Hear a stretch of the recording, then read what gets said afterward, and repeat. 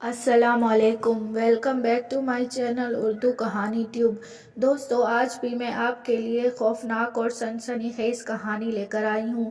یہ کہانی ہے ایک ایسے نوجوان کی جس نے سرما لگانے کی غلطی کی اور اس کا جن نے کیا حشر کیا۔ لیکن اپنی کہانی شروع کرنے سے پہلے آپ سب سے گزارش ہے، اگر آپ نے ہمارے چینل کو اب تک سبسکرائب نہیں کیا تو پلیز سبسکرائب کر دیں اور ساتھ میں لگے بیل آئیکن کے بٹن کو بھی آن کر دیں تاکہ ہماری ہر نیو آنے والی ویڈیو کی نوٹیفیکیشن آپ کو پر وقت ملتی رہے۔ شکریہ۔ یہ کہانی ہے میرے دوست بہرام کی۔ وہ جب کراچی سے پشاور گیا تو بالکل ٹھیک ٹھاک تھا، اور جب پشاور سے کراچی واپس آیا تو اس کا ایک ہاتھ نہیں تھا۔ میرے بہت اصرار پر اس نے سارا واقعہ مجھے بیان کیا، تو آئیے سنتے ہیں یہ کہانی اسی کی زبانی۔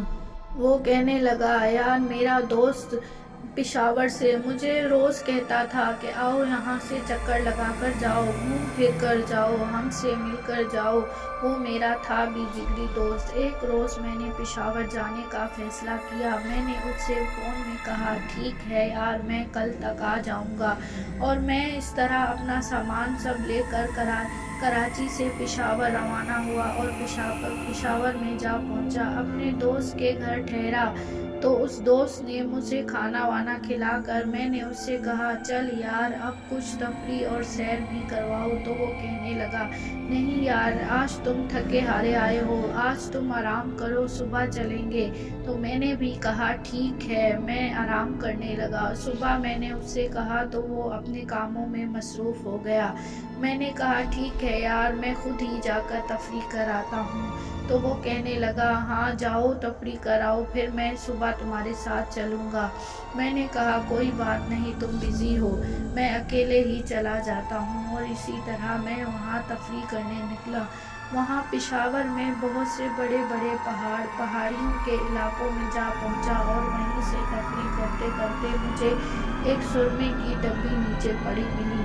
میں نے وہ سرمے کی ڈبی کو کھولا تو اس کے اندر سرما تھا۔ میں اس سرمے کی ڈبی کو جیب میں رکھ کر واپس آیا۔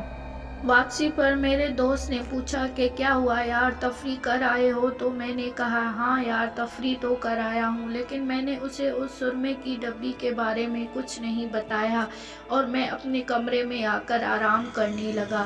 اگلی روز بھی اسی طرح وہ بزی رہا، لیکن مجھ سے اس نے کہا، چل یار آج میں تیرے ساتھ تفریح کرنے چلتا ہوں۔ میں نے کہا، نہیں یار، تم بزی ہو، اپنا کام کرو، میں اس بار بھی اکیلے جاؤں گا، اور اکیلے تفریح کرنے میں بھی بہت مزہ ہے۔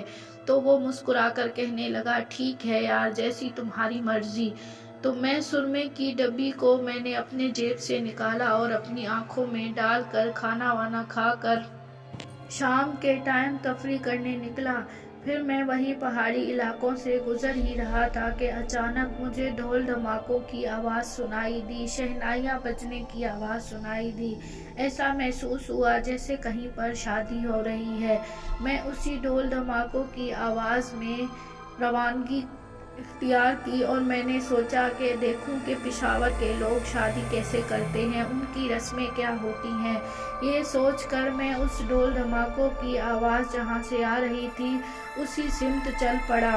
کچھ دور کی فاصلے پر ہی چلا تھا کہ بتیوں کے روشنی کی جگمگاہٹ دکھائی دی۔ میں نے سوچا بس شادی یہیں ہو رہی ہے۔ جب میں اسی جگہ پہنچا تو واقعی دولہا دلہن بھی بیٹھے ہیں، بہت سے لوگ بھی ہیں، اور ایک مولوی صاحب بھی ہیں نکاح پڑھانے والے۔ میں بھی ایک آدمی کے برابر میں جا بیٹھا۔ تو امام صاحب نے دلہن سے پوچھا، تمہیں فلاں سے فلاں کے حق مہر میں نکاح قبول ہے؟ تو وہ دلہن کہنے لگی، نہیں، مجھے نکاح قبول نہیں، میں جب تک حامی نہیں بھروں گی اگر اس اندھے آدمی کو یہاں سے نہ اٹھایا گیا تو۔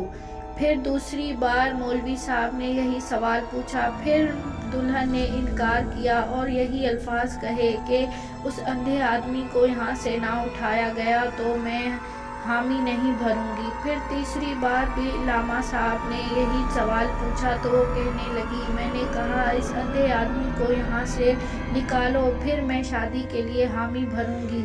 तो उनमें से एक आदमी खड़ा हुआ। मैं भी हैरत से इधर उधर देखने लगा कि यहाँ तो मुझे कोई अंधा आदमी नजर नहीं आ रहा। सब हैं जो देख रहे हैं, तो अंधा आदमी कौन है जिससे दुल्हन कह रही है कि यहाँ से निकालो। तो एक आदमी उठा और मेरी तरफ आगे बढ़ने लगा। मैं सोच विचार में पड़ गया कि ये मेरी तरफ ही क्यों आ रहा है। मैं तो देख सकता हूँ, मैं अंधा तो नहीं हूँ, मुझे तो सब कुछ नजर आ रहा है।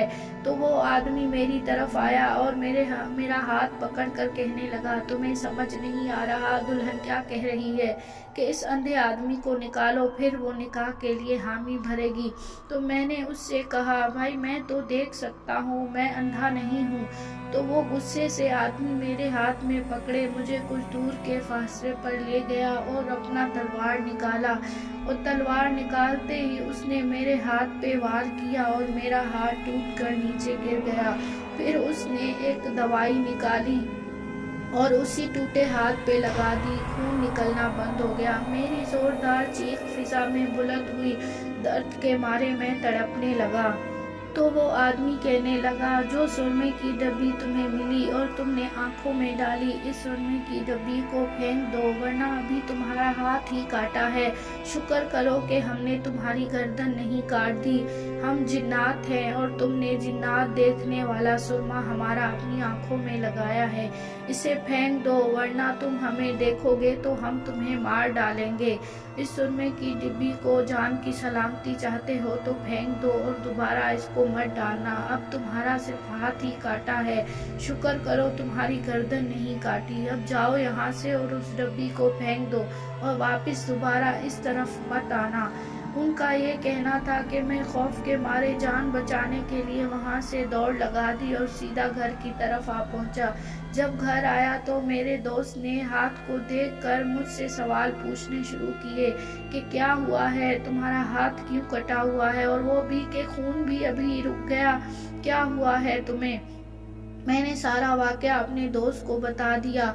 वो खौफजदा होकर कहने लगा, तुम वहाँ पहाड़ी इलाकों पर क्यों गए हो, पूरा शहर छोड़कर, तुम्हें क्या ज़रूरत थी वहाँ जाने की। मैंने कहा, यार मैं तो घूमने तफरी करने की नीयत से निकला था, मुझे क्या पता था कि मेरा हाथ ही ज़ाया हो जाएगा। अब मैं यहाँ नहीं रहूँगा, मुझसे बहुत बड़ी गलती हो गई कि मैं यहाँ आया हूँ, मैं वापस कराची जा रहा हूँ। ये कहकर मैं अपने कमरे में आया और सुरमे की डब्बी को वहीं फेंक दी और अपना सामान उठाकर जाने लगा। दोस्त कहने लगा, यार मुझे माफ़ कर दो, मुझे तुम्हारे साथ चलना चाहिए था।